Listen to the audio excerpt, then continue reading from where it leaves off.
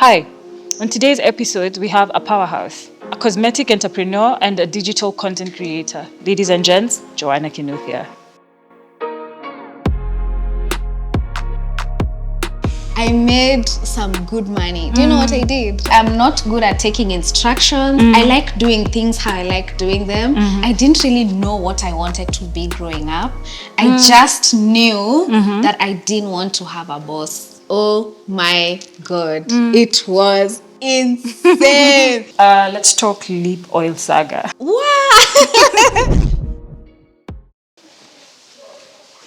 Hi, Joanna. Hi. You look really beautiful. Thank you, Sodira. Thank you.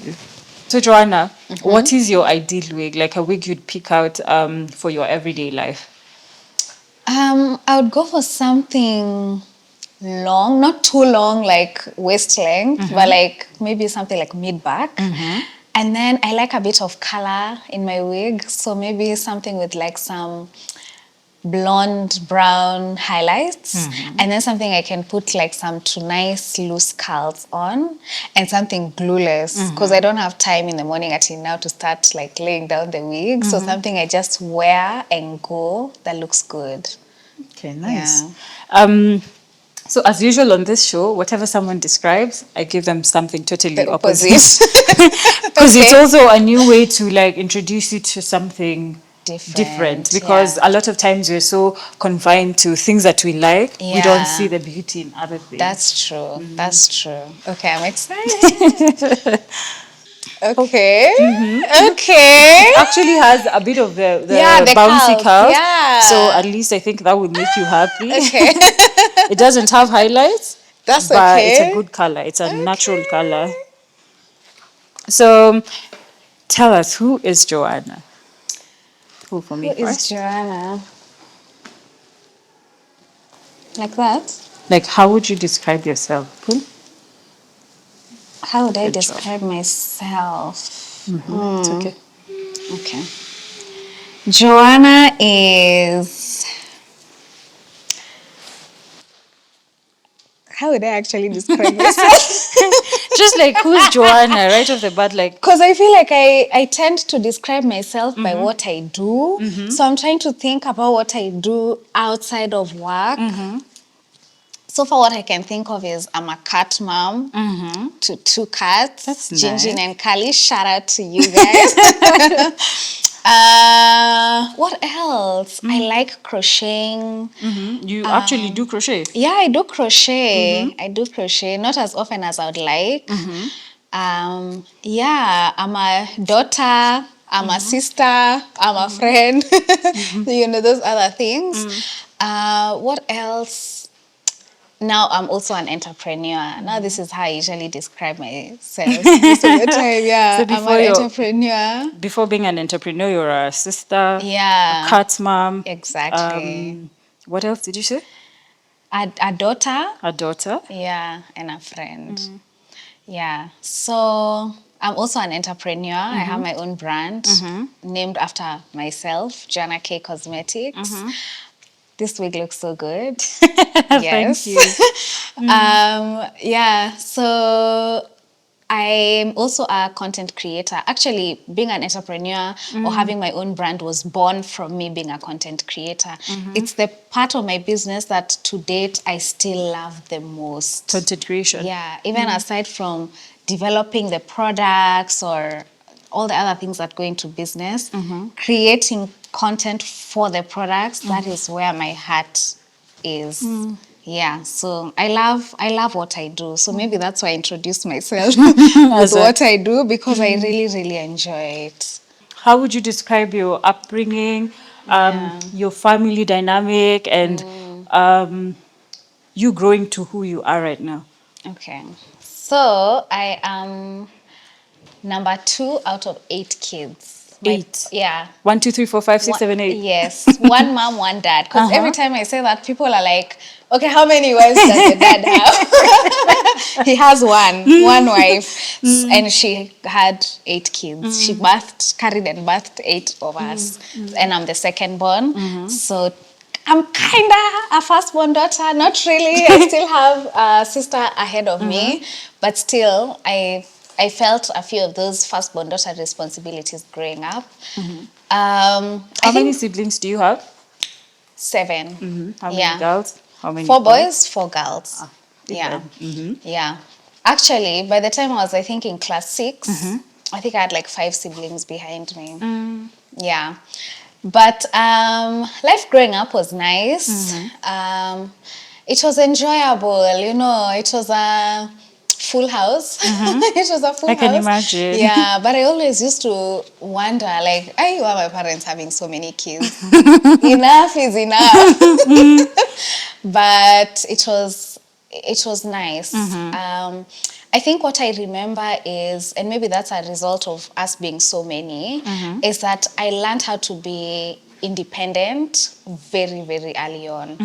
I think because between having 8 kids while still trying to take care of yourself, while still trying to bring in money to raise 8 kids, you're not able to give that like specialized attention to each kid.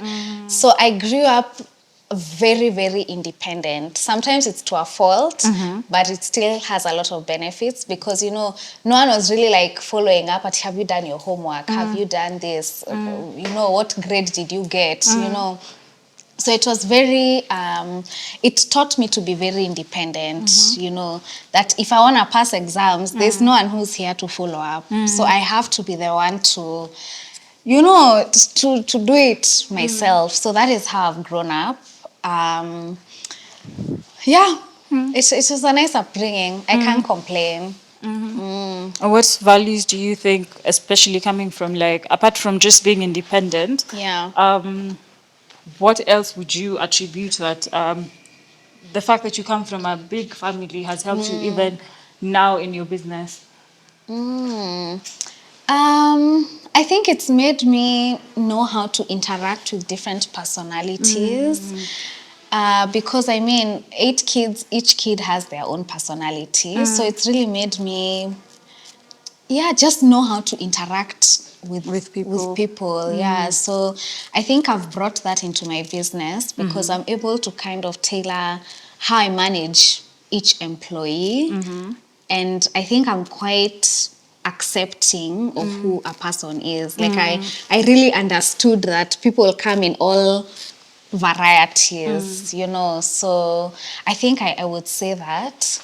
I'm trying to think of another value. Let me see. I think it's just also the independence. Again, back to the independence. Where I think for growing up, I just knew that no one is coming to check what I've done. So I have to just do it. I have to validate myself, which is good because I think I ended up in the right career because it can be very, very difficult to be a content creator or an influencer when you're seeking that external validation. Yeah, because you might not always get it, or you might get a lot of negativity. So I think being able to validate myself has really, really come in handy when it comes to what I do. Speaking of content creation, is it a career you thought you'd end up, especially when you were young? What did you want to become? And was content creation ever in your thinking? No, also because it didn't really exist. True. Yeah. Content creation didn't really exist. I was born in 1995. So there was no such thing. I think content creation now is like if you're a news anchor, I think that, or an actor or an actress. That was what was close to content creation at that time. Yeah. So I think in high school is when it really started coming up because I remember watching now YouTube videos, a lot of the Americans on YouTube doing beauty content. So it's not something I thought I would do. Also, interestingly enough, I didn't really know what I wanted to be growing up. I just knew that I didn't want to have a boss. That one I knew because I'm not good at taking instructions. I like doing things how I like doing them. And I don't like someone hovering over me and being like, don't do it like that, do it like this, you know, or rating my performance and stuff. So I knew from very early on that I didn't want to work for someone. From like high school or primary school? Yeah, from primary school, probably even from class 1, class 2, because even taking instructions from the teachers, problems, you know. Yeah, actually there's a story my mom tells me, because I can't personally remember it, but when I was in like class 1, you know, you have the like fresh exercise book. You're supposed to open and start writing on page 1. And I asked the teacher, like, why do we have to write on the first page? See, everyone to just open the exercise book and you choose the page that you want, and we keep it moving. And I think that just describes who I am as a person. You know, we don't have to follow the rules like this. And so I knew I didn't want to have a boss who's going to make me, you know, follow like a specific path. Yeah. So at what point, like, did you realize that I actually can do content creation? Or how was content creation born? So in high school, I used to watch, like I said, a lot of those videos on YouTube, and I was very interested in beauty. My mom actually didn't really used to wear makeup, but I had an aunt, and she really used to like do her makeup, and I would be so fascinated. So in high school, like I really like got into it, and I am so blessed to have supportive parents, because as soon as my mom like picked up on, you know, the fact that I'm really enjoying doing makeup, she like bought me stuff, you know, like, you know, she bought me some stuff, some basic makeup to try. So I used to try also on my friends in This was school. at what point in your life? This or at is in what high age? school now. So around, I would say 15, 16. I think that's when I discovered that, hey, I really like beauty and specifically makeup. So I used to also practice on my friends, because I used to watch a lot of those videos. Then now I practice on myself, I practice on my friends. Yeah, and then it just went on like that. Then I went into uni. And at that time, like I had really kind of like gotten how to do my makeup quite well. So I used to get a lot of questions. How did you do this brows? You know, how did you do this? How did you do this? And because I really used to watch those YouTube videos and look up to those girlies, I was like, you know what? Let me try. Let me also just try. So that's what I did. That was in 2016. I decided, for some reason, YouTube was very intimidating to me. So I decided I was going to start on Facebook. For some reason, I don't know why, but Facebook just didn't seem as intimidating. So I opened a page, and again, luckily, my dad had just bought a camera. I can't even remember what he wanted to do. I don't know whether he wanted to do like some video blog or something. I don't know. I think I've forgotten, because he soon after like forgot about that story. But luckily he had bought a camera, a Nikon camera. So I was like, I mean, I have a camera, so let me teach myself how to shoot content, and let me start. And also, one thing about me, when I decide I'm gonna do something, I go all out. So I would study how to use that camera. I think by the time I stopped using that camera, I knew everything about it. I knew it inside out. I could even sell that camera because of how much I knew about it. So from there now, I started now filming myself, filming videos, just with those questions that people used to ask me about. And it really, like, people really enjoyed the content. I don't know what I was expecting, but I didn't expect people to like, To, like, you know, have to like good get into reception. it. Exactly. This was on Facebook. This is on Facebook in 2016. I think I was in third year at that time. I was in Also, third you're year. done with high school? Now I'm you're done with high school. I've been doing my makeup all through. Now I've Now gotten in into campus. uni. I'm doing a boring course. I did BCom. bachelor's in commerce? Yeah, bachelor in commerce. And I tried to pick like fun majors. So I did marketing, and then I minored in entrepreneurship. Again, because I always knew I didn't want to have a boss. All this time you're studying, you were studying to become your own boss, or you're Yeah. like, I'll start on a job and then later become my own boss? No, this was just a degree for my parents. If I'm being honest, this was just for them because they said now, when I finished uni, I didn't know what I wanted to do. At some point, I wanted to do event planning. I just wanted to do something creative. But they were like, Joanna, now what you'll do, go study business. Then from there, you can do whatever you want. So then now in third year is when I started now doing the Facebook videos, and then they took off. And then now in my last year of school, like just a few months to finishing, is when I started my YouTube channel. On 5th your of January, 5th of January 2017. I can't forget that date. That's when I started the You channel. posted your first video, I or posted you just my created? first video, and I got 34 views, and most of them are probably mine. Your friends. And my parents and my 8 siblings. You see, that's the That's good the thing about beauty of- having 8 views guaranteed. Plus my parents, 10 views, done. If And each if- person watches Twice, that's 16.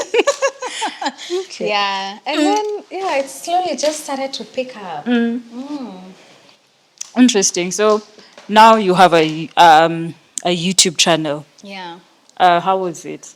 Your first video has 36 views. Yeah. Most of it from your family. Yeah. How did that make you feel? So funny enough, it didn't make me feel anything. Because you're already on Facebook. Yeah, I was already on Facebook, and I just always had this conviction That that it's going it to was work. gonna work. I always just had this conviction that this thing is gonna work. And I told myself, however long it takes, however many months, weeks, years, I'm just gonna keep showing up. So I used to film a lot. Remember, I'm still in school. I'm in my last year, so we're doing like our project and stuff. But I used to I think I used to upload like 3 videos per week. Yeah, without fail. I was so consistent. And sure enough, slowly by slowly, it started to grow. And at that time, I didn't even know people made money on YouTube. I had just doing no it to idea. put yourself out there. Yeah, I was just doing it to put myself out there.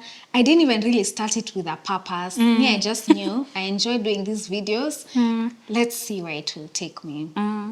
Yeah, and then I think after now I finished uni, the channel had not peaked, obviously. I think maybe I had like 1,000 subscribers. That's after a whole year, or? No. This is maybe like 6 months in. But now I had finished university. All my friends are getting jobs. All of them are tamarking, they're sending out CVs. It's the next natural step after uni.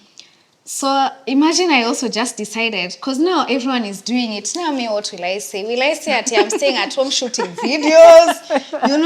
And then we finished school in April, and then we're graduating, I think, end of June. So I was thinking now, even when my shosho comes for this graduation, I'm going to tell her I'm shooting videos at will home. not What make kind sense. of work is that? And I have a degree. So I also decided, let me also look for a job. Like my friends are looking for jobs.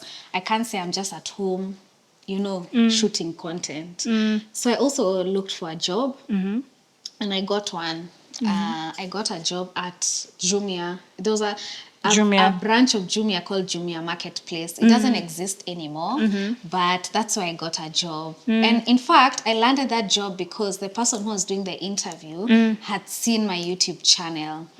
So they wanted me to like bring some of that expertise into the Creativity. job. Yeah. And then I started that job, and girl, it was really boring. Really? It was so boring. What was like your day? So at first it was a lot of training, and then they used a lot of they used to use a lot of systems. So it's about learning this system and that system, and I just found it so, like, I used to sleep and just be like, I can't believe tomorrow I'm waking up to go and do this work. This is just a few days in.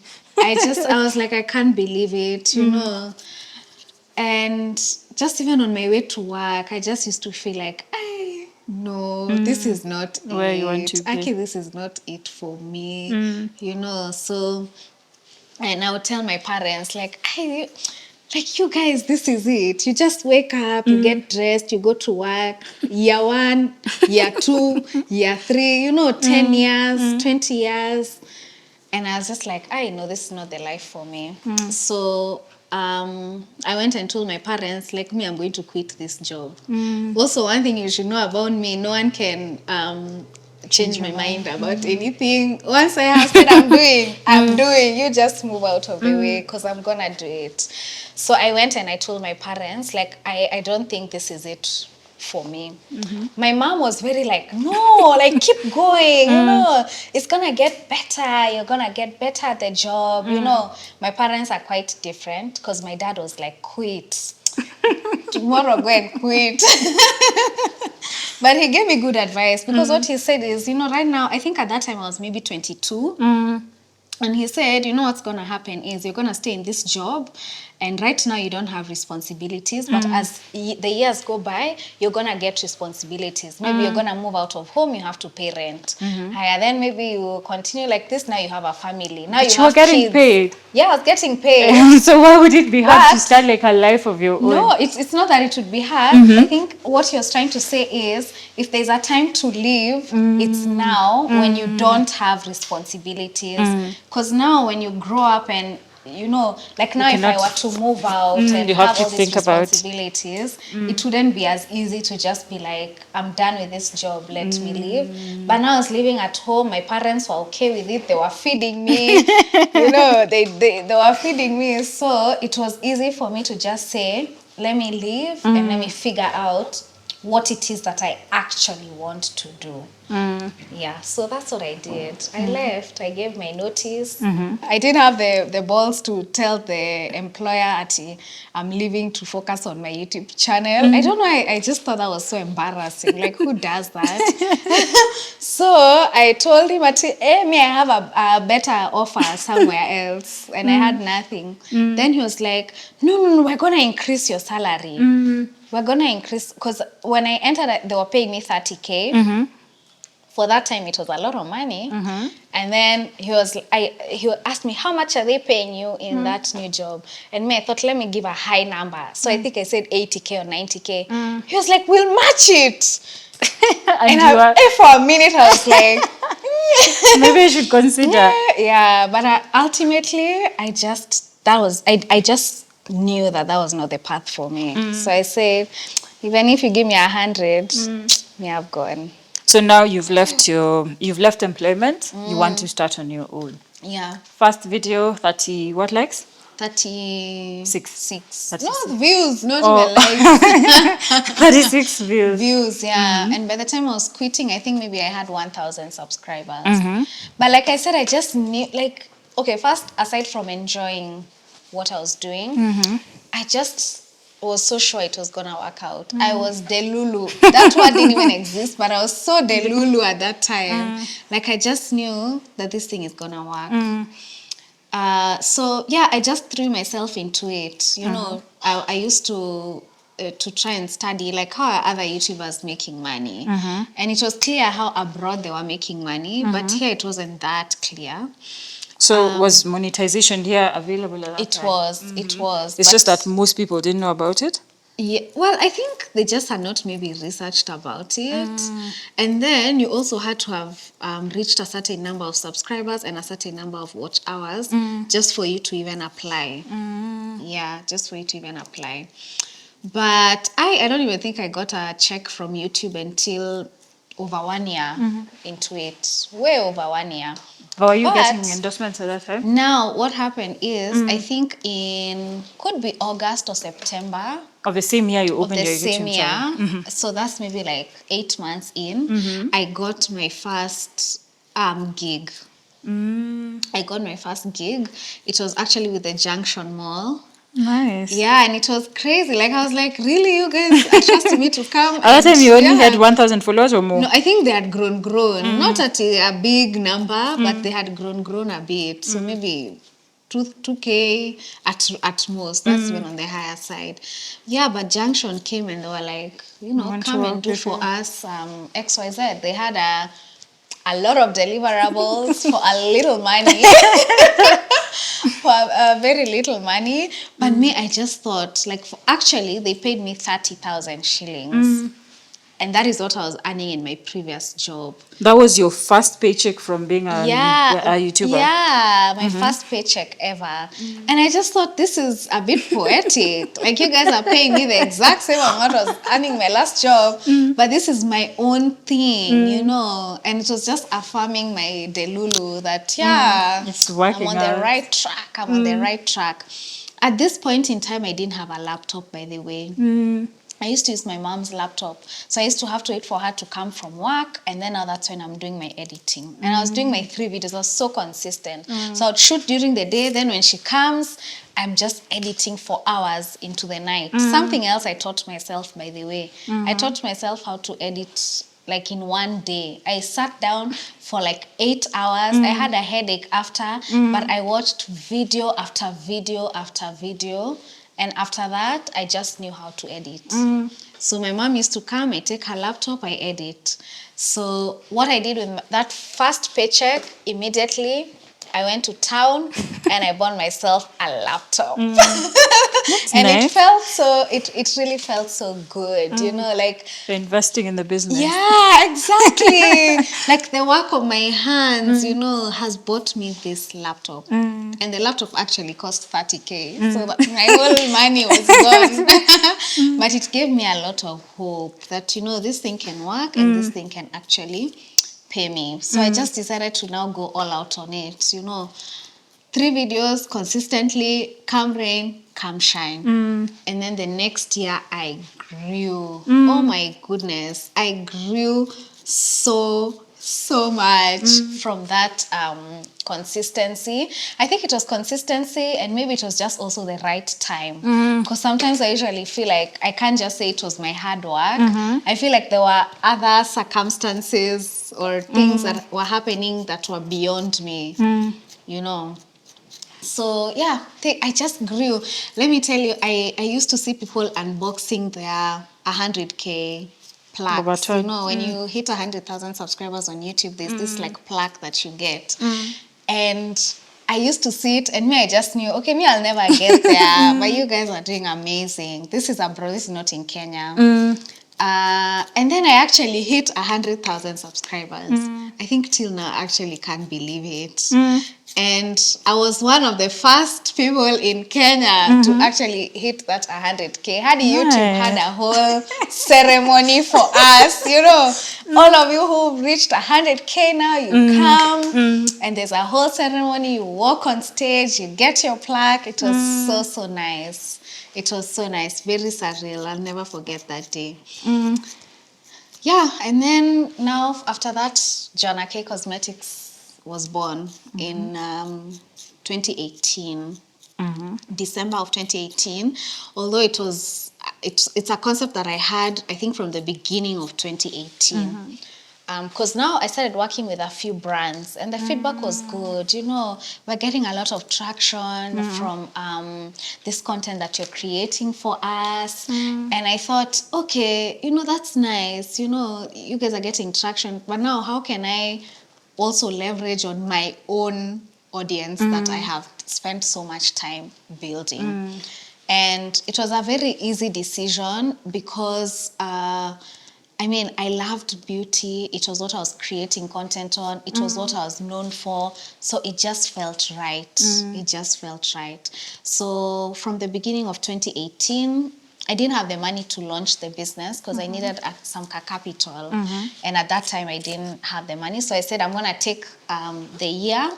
I'm going to keep getting gigs and all the money, most of the money I get, I'm going to save it. Because you remember, I'm still living with my parents. So my expenses are very, very low. Because my parents were okay with me not Taking care of contributing. you. Yeah, they were very okay with taking care of me. I didn't need to contribute, at least financially. In other ways, yeah, but not financially. So all the money I would get, I was able to put it away. I was able to put it away. I did a lot of research. Luckily, I'm so good at research. Give me any topic, I will find all the information there is to find about it. I even reached out to, because, at that time, there were only two Kenyan-owned makeup brands at that time. So I reached out to one of the owners and I asked her, like, can we link up, can we have a coffee and, I want to hear about this business. And it's I think because I was creating content, I had a standing, that People already knew you. yeah, people already knew me. So by the time I was approaching her, it's because we had actually already worked together. So she already knew me. So I asked her, like, let's have a coffee. I really want to hear a bit about this business. So we got together. She was very, very open with information. In fact, I think to date, I am open with information because of what she did for me. She was so open. But although one of the things she told me is, her recommendation would be that I maybe work in a makeup business, learn how it's done, and then I start my own. But I'm very stubborn. And I was like, no, I'm not going to do that. I'm going to start mine, and I'm going to start it immediately. But she gave me a lot of good insights. But ultimately, okay, even with her insights, I decided, let me just do this thing my way and figure out how it's gonna go. And that's what I did.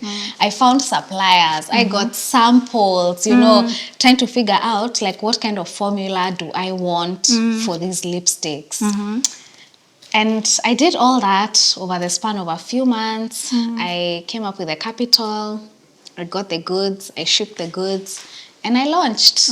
Yeah, in I think it was December. Not I think, I know. 5th of December 2018, Joanna K Cosmetics was born. went live. Yeah. How was it? I remember. You remember? I got a PR package. Yeah, and my question is, why am I not on the PR list again? Oh my God. But it's okay. Say less. Say less. But I remember. Say less. It's even on camera. I'm sending you something. Thank you. So Yeah. I remember. Yeah, you are. Let me tell you now from my POV. We literally watched you birth Joanna K. And I remember at some point you sold out. Yeah, that was in Feb actually. And yeah. it was I don't remember, we literally were doing math, like, this girl has sold X amount. This is the much she has in her account. Did you make a lot of money at that time? On the first day, to be honest, I expected to make a lot more sales than I did. And I was a bit disappointed because I was like, I have all these people and they're watching, so why didn't they all buy? So I got a bit demotivated. But again, I knew this is my life's work. Somehow, I just had that conviction that this is my life's work. So I was like, it's okay. I'll be patient. And then in February, I think now 2 months after we launched, so that was in February 2019, we had a Valentine's Day sale. And oh my God, it was insane. It was literally insane. Wow! I made some good money. Do you know what I did? I took that money, all of it, instead of investing, I bought a car. I bought a car with that money. Then I was left with zero. No stock, no money for stock, nothing. And it was a big mistake. It was a big mistake, but it's okay. In entrepreneurship, we live and we learn. And I mean, I got a car out of it, so it's okay. It was a mistake, but so at what point did you realize that I've actually made a mistake? I think maybe because that was February. Now, after I bought the car, and I got it, now it's sitting there in my parents' house. And we've sold out. We don't have any products. So now I'm asking myself, I need to place another order. Now where am I going to get the money? So it's like now I had to continue now the influencing and getting more gigs just for me to be able to now raise more money to be able to ship in products. It was a really stressful time. Did the business stall at that time? It stalled a bit. Honestly, it stalled a bit. But at least I was driving to where I was going. Okay? So it's fine. Yeah, but it was a bit of a hard time. It was a tough lesson. But I think I learned it. I definitely learned it. Yeah. So in 2019, I learned a lot of lessons from that first sale that we did. Because another thing is we used to take orders on DM. And when you're getting hundreds and hundreds of people trying to place an order, there's so much back and forth communication before someone actually gets to place their order. Something else I was like, I decided is we definitely need a website. We can't keep on, doing this interactions like this. At this time, by the way, I don't have an employee. I'm the one who is doing you're the only one everything. handling the DMs. Yes, I'm the one handling the DMs. I'm doing everything in that business. I'm creating the content. I'm everything in that business. But now in August, I decided, or actually it was before August, because we officially launched our website now in August, and that was a really big game changer, because now we could actually accommodate a lot more people placing orders because they can do it whenever. Yeah, and there's no back and forth with There's human no back and interaction. forth. What do you want? I want free spirit. Where are you located? I am here. How much is delivery? So much communication. But now we're able to just, you place your order and you get your product. And then from that, the company that I engaged to do my website, the person who they had who used to handle customers, she was really good at her job. I found her to be so efficient. So I asked her, do you want to come and work for Joanna K Cosmetics? And she said, yes. And just like that, that was my first employee. And I feel like when you get an employee in your business, you really start to take it a lot more seriously than when it's just you. Yeah, actually, two things have made me take my business really seriously. One is getting an employee, and the second is getting an office, but we'll get there. So, yeah, I had my first employee, and I thought, this person is depending on this business to actually And pay at her this time, bills. where are you working from? Home. My So she comes to your parents' house? No, she works remotely. Because there was really nothing she needed to do in person. Anything that needed to be done in person, I would do it, and then she'd handle everything else. So she would handle talking to the customers and a lot of things behind the scenes. Yeah.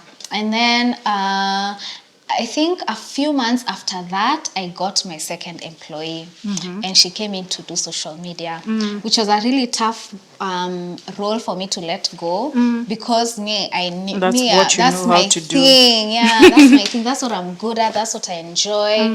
But then running a business has so many other moving parts that I just didn't have the time to be consistent on social media and posting. So that's when I got the second person. And then, we just continued, and then COVID hit. People are wearing masks. But funny enough, 2020 was a really, really good year for us. For the business? Yeah. Sometimes I really try to study, and I ask myself, how was it a good year? Because people were literally wearing masks. They're not wearing lipsticks. They're not wearing glosses. But it was such a good year for the business. It was a good year for us. So COVID, everyone is home. Yeah. We had a good year. People are learning new skills. So they're buying lipsticks. I have a social media person, so she's handling that. Our logistics are doing well. Like, it was actually just a good year. And then at the end of the year, the person who was doing for me social media, she left. So I was back to doing it myself.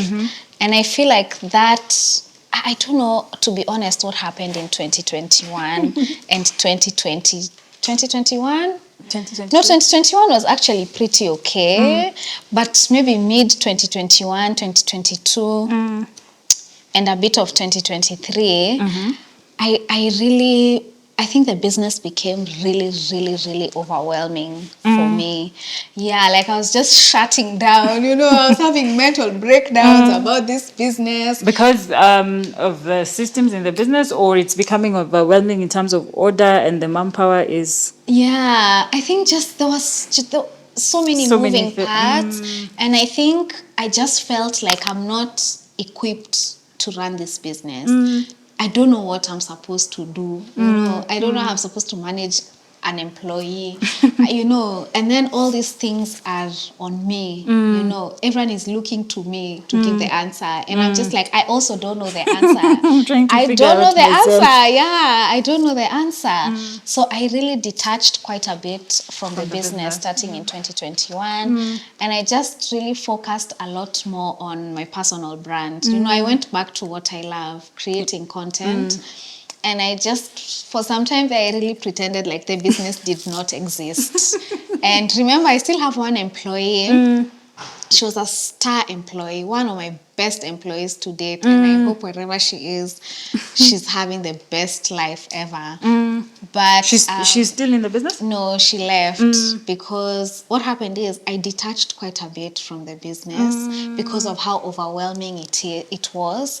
And she really took on a lot because that's just the kind of employee she was, where there were gaps, she would fill them. She didn't know social media. She learned how to handle social media. That was a star employee for sure. Yeah, so she ended up taking on a lot. And I feel like ultimately that made her feel, like she, also because of my detachment, maybe she questioned, will this business actually grow? Will there be opportunities for growth in this business?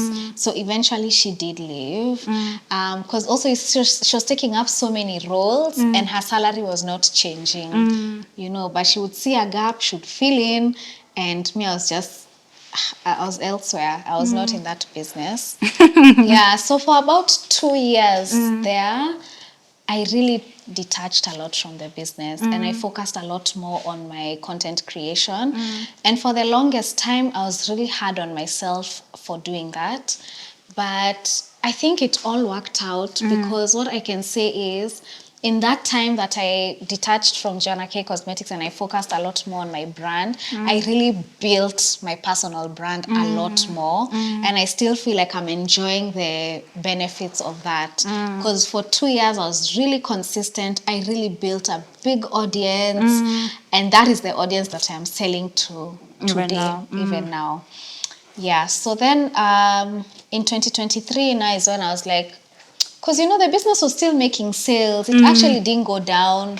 And I thought, if I'm not even putting in any effort into this business and we're still actually making a few sales here and there, I made a few hires in that time frame when I was detached. They left. Because again, my mind was really not there. It wasn't there. They left. And then in 2023, I found myself alone in the business. 2023. Again. Yeah. And I thought, how can I be so many years into business and I'm back to doing everything myself? I'm the one who is handling the orders. I'm the one who is talking to the customers. And unfortunately, I really don't like talking to customers. It's one of the least favorite things to do in my business. I don't like it. But I found myself back there again.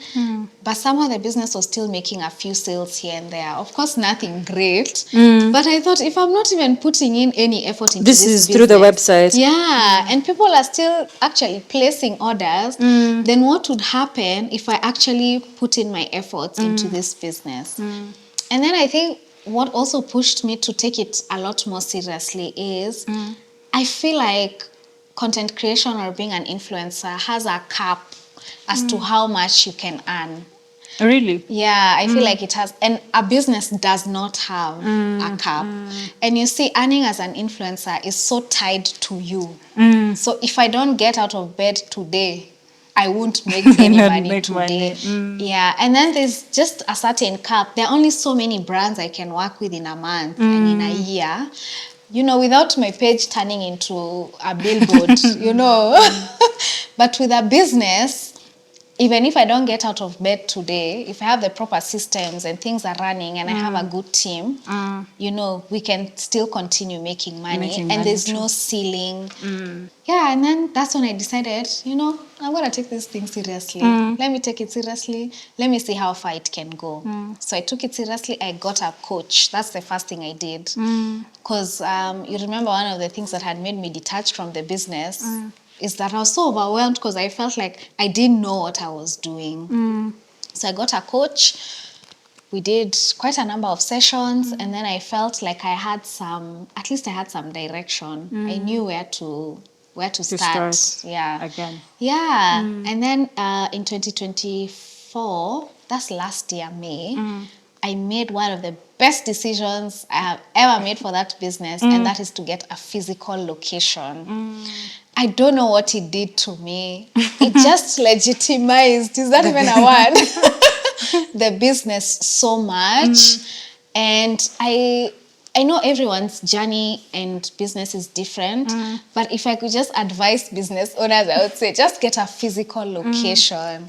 At the very least, you have to show up and make money to pay your rent. And there's something about getting up in the morning, getting dressed, and going to the office and putting in the work. I don't know, that getting that office changed me, and it completely changed my business.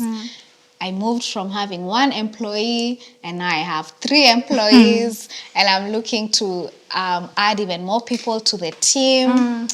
That was one of the best decisions I have ever made for my business. Yeah, and it's been amazing ever since. Challenging. I don't have to tell you that. Running a business is like, hey, one of the most difficult things that someone can do. But it's also rewarding. It's very rewarding. Wouldn't you agree? I agree. 100. It's quite rewarding. Is there, okay, you said there's a time you were not in the right headspace for your business. Yeah. At that time, did you see Joanna K going down? Or did you ever feel like it will never come up again? I actually didn't feel that. Yeah. I think I've never allowed myself to think that things are not going to work out for Joanna K. They always have to work out. Yeah. I saw it like, it's a break. I need the break, but I'll be back. I've always been Delulu. So I've never seen it going down. Even till now, when we have tough times, they're just tough times. It's not... I've never once thought, Guy, this business won't make it. No. So I can't say that I ever felt that. I just felt like it's not doing well now, but when I come back, we'll rebuild and it will get there. Yeah. Let's talk about also like the coming up with the products, the names. How do you go about like naming your product and also the production of that for the product? Okay, so we do our production in China because it's much cheaper to do it there and then ship your products there. I did go to China once. That was in, when was that? 2019. I think it's 2019. So what happens is it's a bit difficult to do it, to figure out a formula and packaging and all that when you're here, but it's very possible because I did it. So there's a lot of back and forth. They send a sample, you say, no, I don't like this. They do another, they send it. Then finally, when now you have the formula that you actually like, now we start with the packaging. They send one, they say, no, I don't like it. I say, I don't like it. They send another. It's a lot of back and forth. And especially because shipping takes time, it can take quite a while before you actually develop a product and launch it into the market. Yeah. But it's an exciting process. It's quite an exciting process. And it's a fun process because I love makeup. I love makeup and I know what I want in a product. Yeah. And as for naming the products, that has just been freestyle, honestly. It's been so freestyle. The first products I launched, I just put them on. And I just was asking myself, how does this make me feel? How does this make me feel? And then I also wanted to give that those first few lipsticks names that represented the kind of venture that I was taking on or the kind of emotions I was trying to fake feeling, So I said fearless, unapologetic, free spirit. Okay, and then basically it's actually just named after the lipstick because it's a very basic lipstick. Yeah, and then ever since then, naming the lipsticks has just been so freestyle. Like for the lip oils, we named them in the office in one day.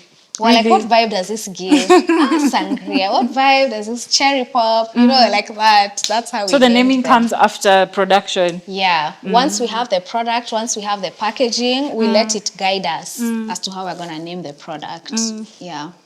What's the main challenge you faced as a business, apart from you not feeling the business at some point? Yeah. What was the one challenge you'd say that this one? Just one. Okay, give us. I can name like 20.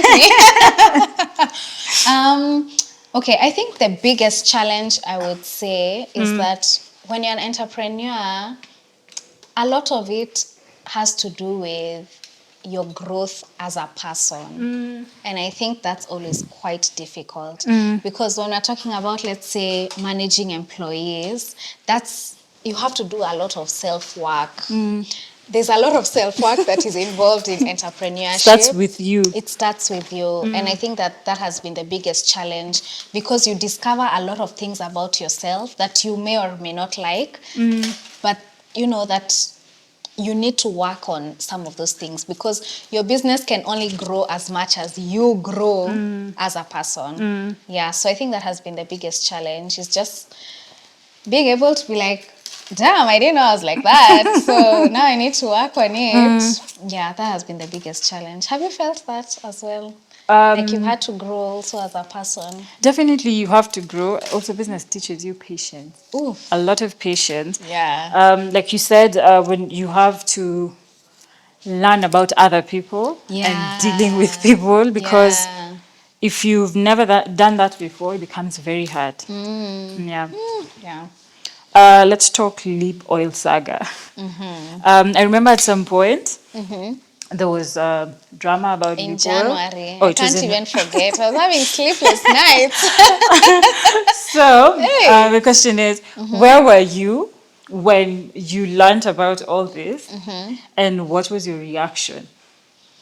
Where was I? Yeah, like when you first had like this saga about Yeah. Joanna. So it was January. I think it was this year. Girl, I had just come from a vacation in Dubai. Me, I was feeling good. I had turned 30, you know, and we had ended the year on such a good note. So I was feeling like, you know what? This business is It's headed really somewhere. We're doing something here, you know, we're doing something. And then now that saga hit. I think I learned about it because one of the people in my team shared a video about it. Yeah, that's how I learned about it. It was the first crisis I can say we have ever dealt with in the business, and I even don't know if we dealt with it well or not.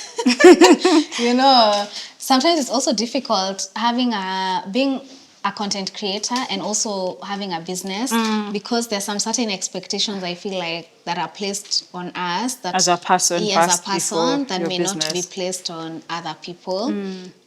Yeah, but it was a learning opportunity. On one hand, it was quite affirming because we're very customer focused at Joanna K Cosmetics.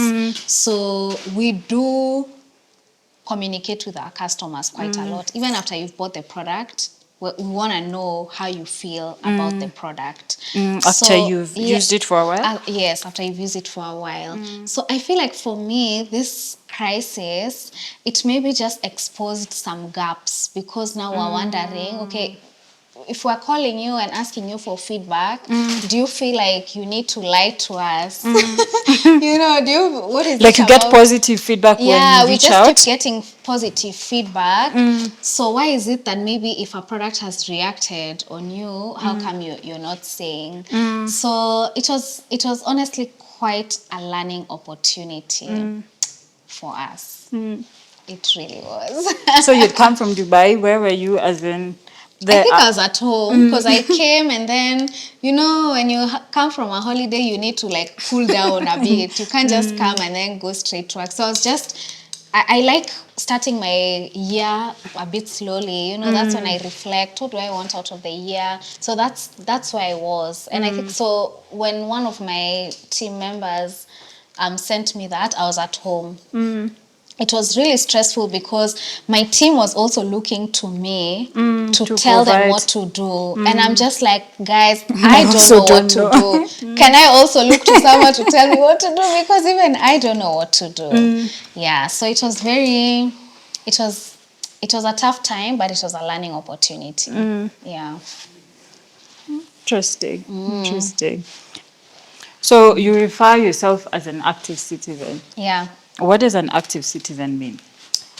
I think an active citizen is just someone who is trying to participate a bit in what's happening in the country. Because a passive citizen is someone who you take things as they come. You know, it's happened, it is what it is. You know, but as an active citizen, which I hope a lot of us can be, is, you know, you're trying to participate at least in the issues, trying to support activists who are pushing for change, using your voice in whatever way that you can. Yeah, just being involved in things that affect you, in things that affect the country.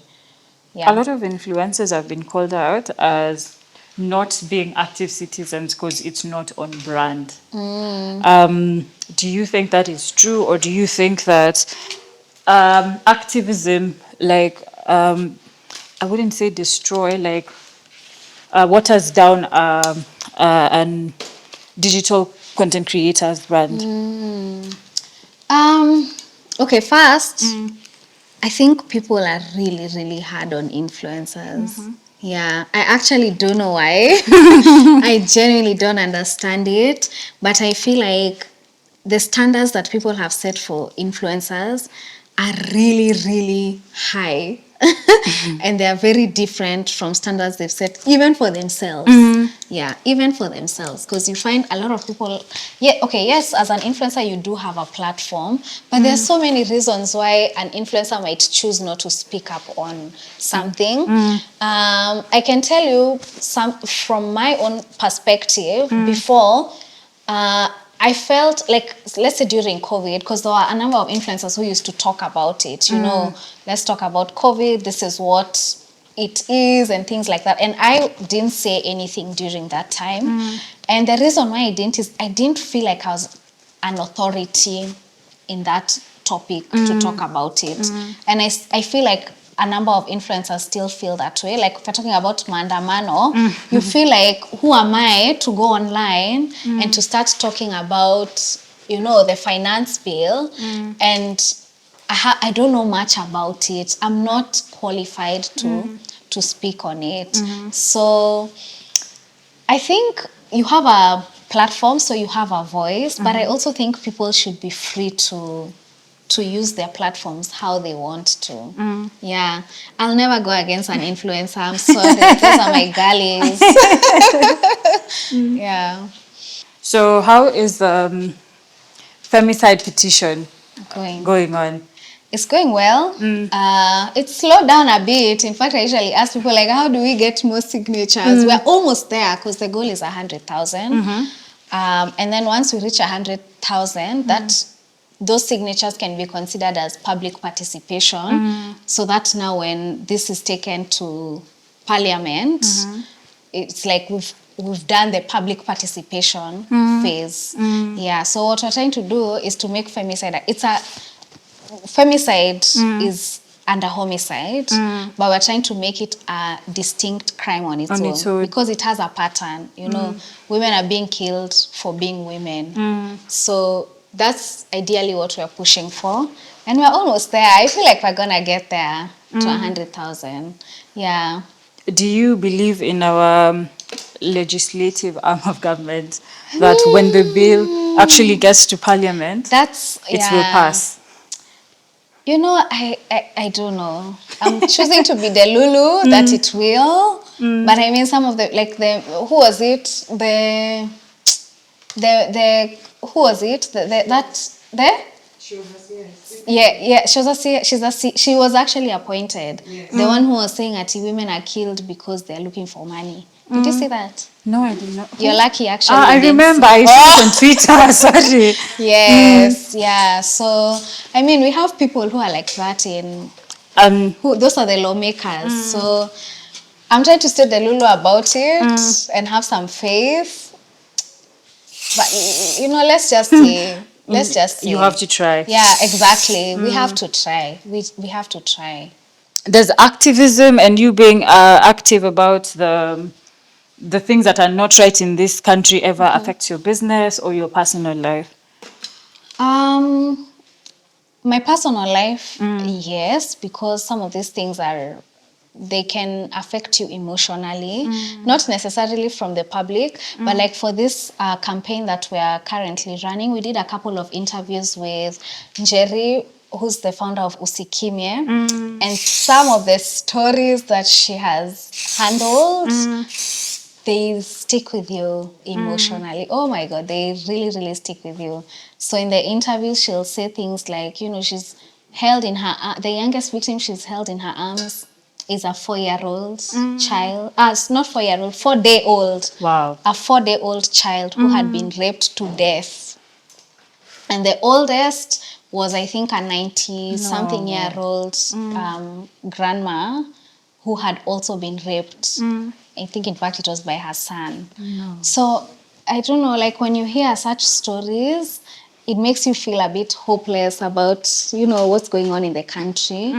And the reality is we have so many victims who we know, but how many of the people who have committed those crimes are actually in prison?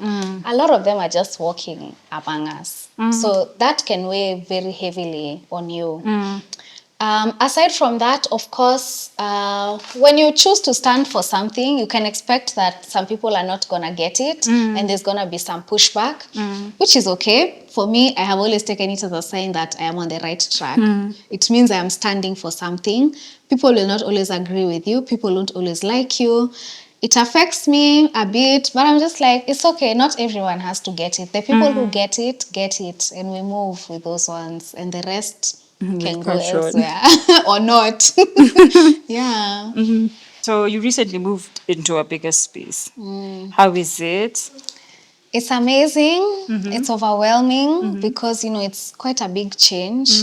We moved from like a bed sitter, and now we have a really, really big space. So it's really nice. It's been stressful to actually get here, coming up with the money to do the renovation and all of that has been quite stressful.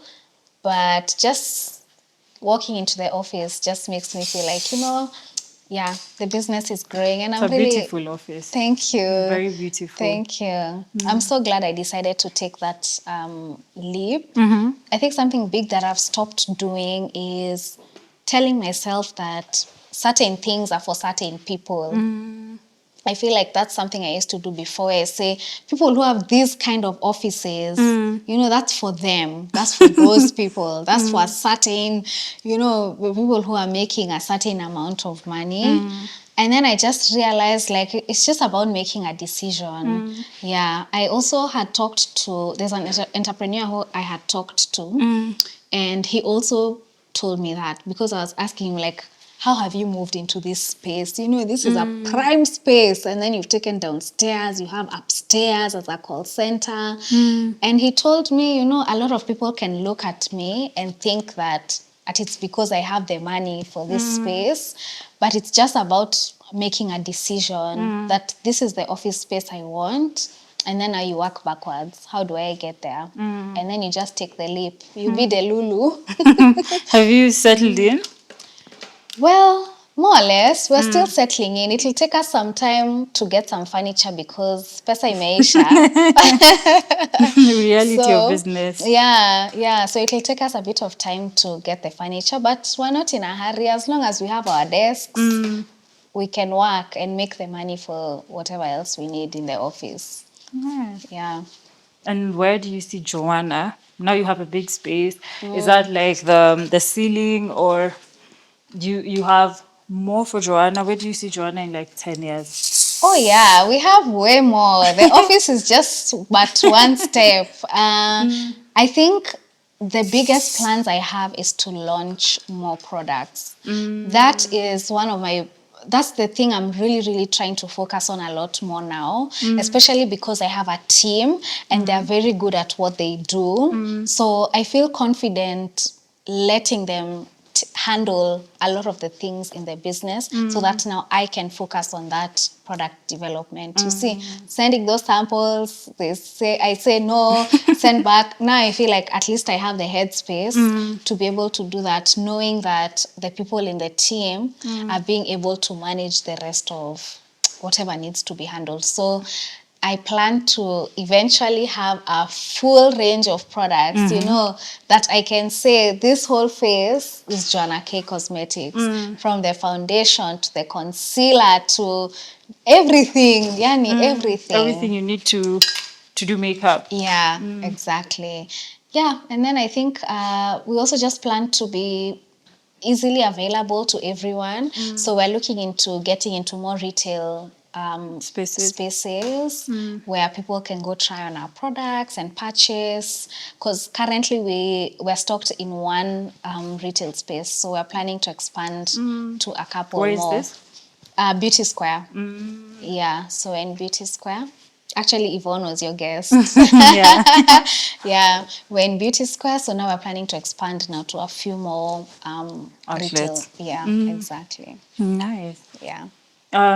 You come from a big family, you mentioned, and you guys love playing games. Does that make you competitive? Woof, I was already competitive before the games. I'm so competitive. Oh my gosh, I'm very competitive. But we do the games, because we used to all live under the same roof, and right now we don't.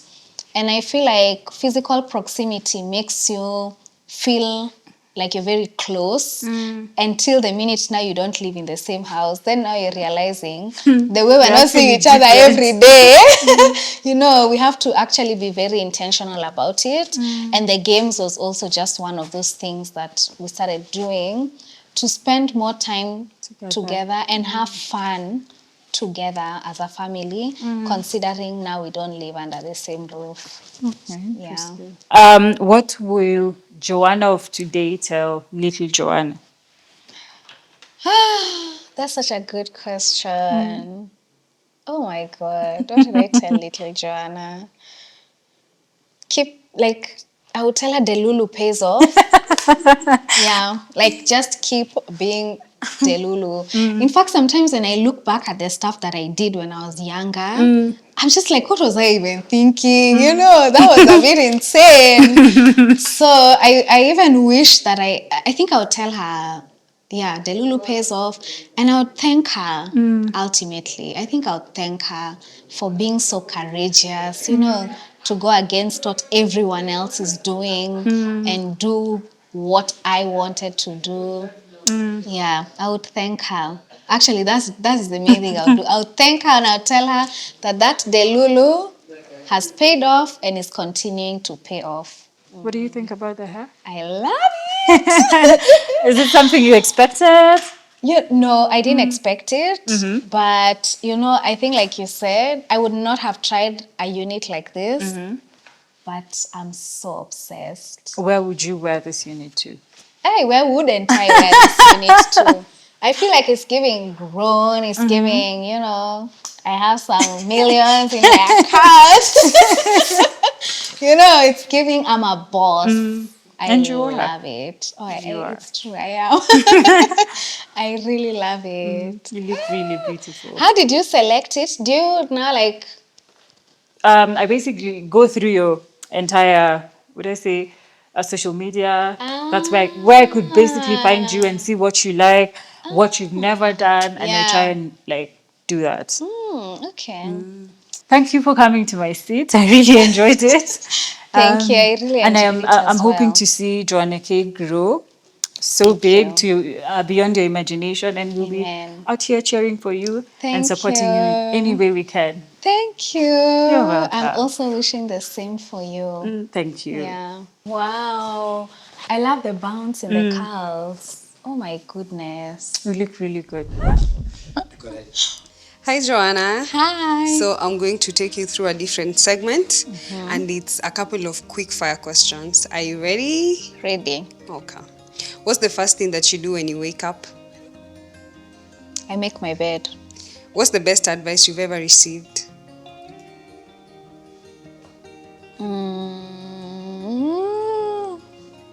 Start where you are with what you have. What's your go-to beauty product? My lipsticks and my lip oil. Your favorite social media platform right now? TikTok. If you aren't in the beauty business, what will you be doing? Content creation, full time. What's the one thing you can't leave the house without? My house keys. What's your skincare must-have? There's this it's like a Vaseline. It's called Epimol. I can't live without it. The hardest part about being an entrepreneur, in one word. Patience. What's a lipstick myth you'd like to bust? All that matte lipsticks are drying. What's your definition of a perfect lipstick? A Joanna K lipstick. Yes. What's one of your most viral moments? That's a tough one. I don't know. When I post content, I leave it. I move on. Yeah. Yeah. What's the most unexpected thing you love about running your own business? Unexpected. I think meeting new people, like the people on my team who I would never have met before. How do you stay productive? By putting my phone away. How do you unwind after a long day? Oh, I'm watching a show called Call the Midwife. I watch that while I have my dinner. What's one beauty trend you can't get behind?